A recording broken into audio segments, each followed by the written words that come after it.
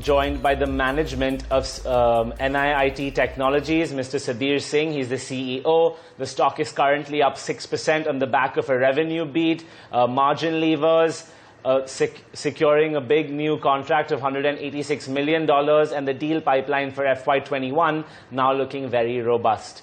So good morning, sir, and welcome to the show. Great to have you with us. We're seeing better than expected performance on the revenue front, despite the company having a very high exposure to stressed verticals like travel and transport. And margins have expanded as well. So it's a bit of a contradictory move as to what the street was expecting. And what are the factors that attributed to this?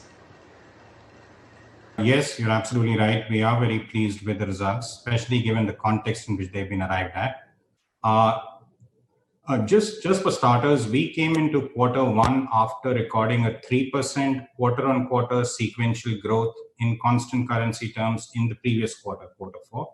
So the fact that other than the travel business, the firm has grown 3.2% sequentially in constant currency terms is something that I think is just reflective of the tenacity of the team that's driven the growth outside the travel business in this particular quarter.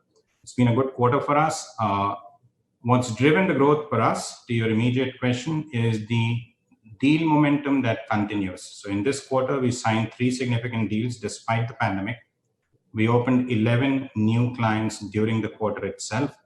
And interestingly, even in the month of July, outside the quarter that we are talking about under reference, we've closed 2 other material significant deals. So the deal momentum continues, and that is what has led us to give a guidance for the current quarter, Q2, which is where we are, of at least a 7% sequential constant currency growth and at least 150 bips expansion in our EBITDA in Q2 over Q1.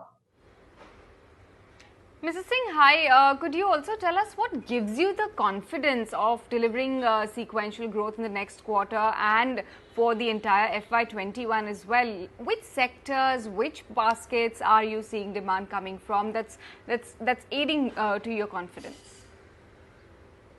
If you look at the current quarter itself as a barometer for the future, other than travel, the firm has grown 3.2% sequentially despite the pandemic. And every business, every vertical has grown other than the travel business. In our case, the financial services business has grown 6.2% quarter on quarter. The insurance business has grown 1.9% quarter on quarter. And all the other segments collectively have grown roughly around 8.5% quarter on quarter.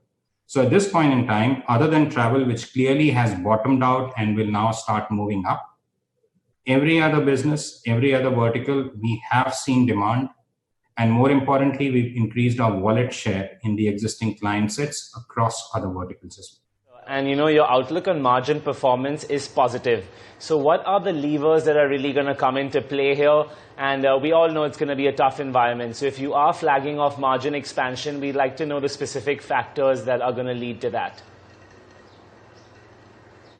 Next quarter, the 150 bips sequential increase that we talked about in the investor call earlier today will really be a function of a few factors. The first one, of course, is the at least 7% CC growth will give us operating leverage when it comes to margins. Second, all the efficiency measures that were rolled out through Q1 will have a full quarter impact in Q2 as well. Third, importantly, a lot of the 1 quarter discounts that were given to the non-travel clients also get over in Q2.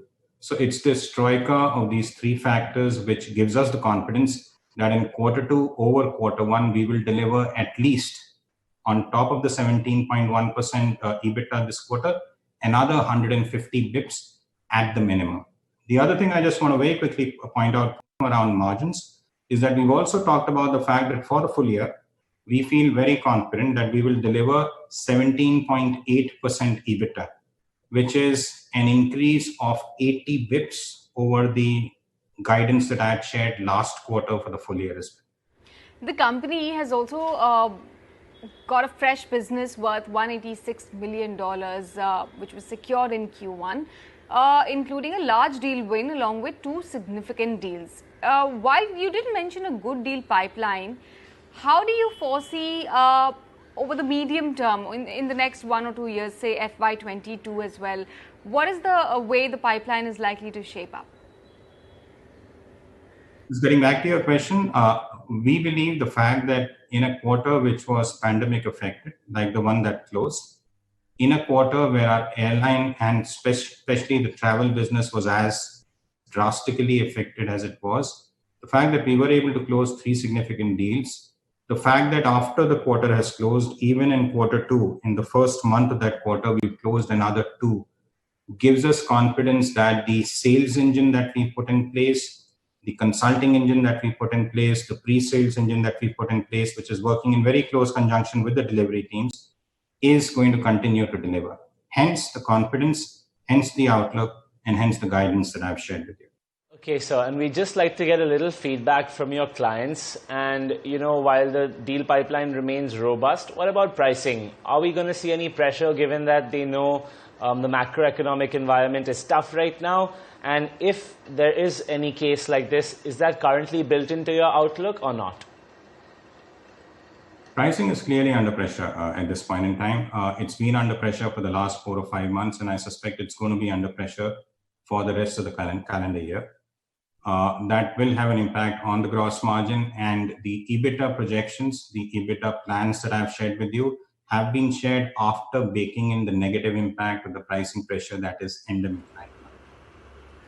Okay, Mr. Singh, many thanks for joining us this morning to discuss your Q1 performance and the way forward. The stock clearly reacting very optimistically, very positively to the numbers delivered and the commentary coming in from the management.